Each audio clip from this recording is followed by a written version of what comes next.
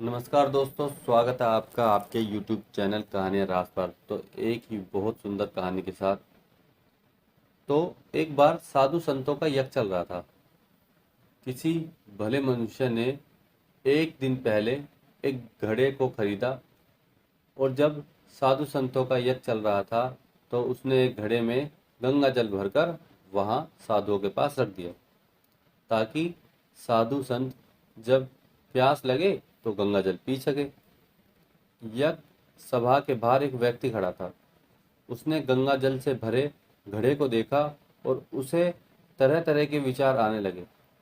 वह सोचने लगा कि यह घड़ा कितना भाग्यशाली है।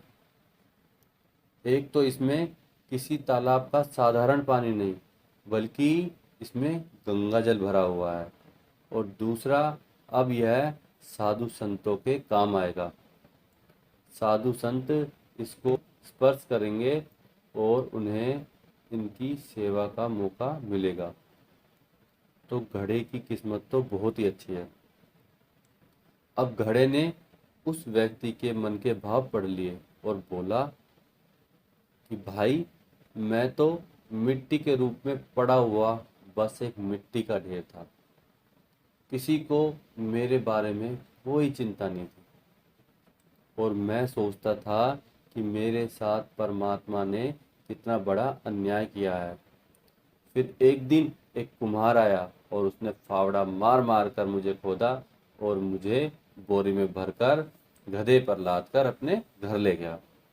अब वहाँ ले जाकर मुझे उसने रौंदा, पानी डाला, चाक पर तेज से घुमाया, फिर थापी मार मार कर बराबर किया, और उसके बाद भी वह नहीं रुका और अंत में मुझे आग में झोंक दिया जलने के लिए। इतने कष्ट सहकर मतलब बाजार में बेचने के लिए लाया गया। वहाँ भी लोग मुझे ठोक ठोक कर देख रहे थे कि ये ठीक है या नहीं है। और सब मनुष्य ने अपनी अपनी कीमतें लगाई। किसी ने 20 रुपये, किसी ने 25 रुपये।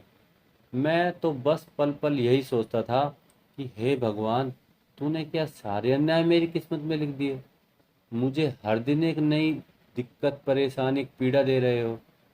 अगर मेरे भाग्य में अन्याय लिखना था तो मेरे अस्तित्व ही क्यों रखा आपने। लेकिन उस परमात्मा की योजना कुछ और ही थी।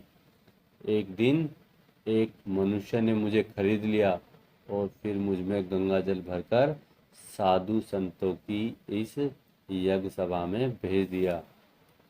तब मुझे आभास हुआ कि कुम्हार का फावड़ा चलाना भी उसी की कृपा थी, और गूंथना भी उसी की कृपा थी।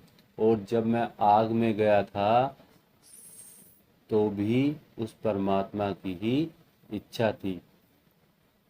अब मुझे मालूम पड़ा कि मुझ पर उस परमात्मा की कितनी कृपा है। तो दोस्तों, इस कहानी से हमें यह शिक्षा मिलती है कि बुरी परिस्थितियां हमें विचलित कर देती है अपने मार्ग से। हमें अपने मार्ग से नहीं भटकना चाहिए।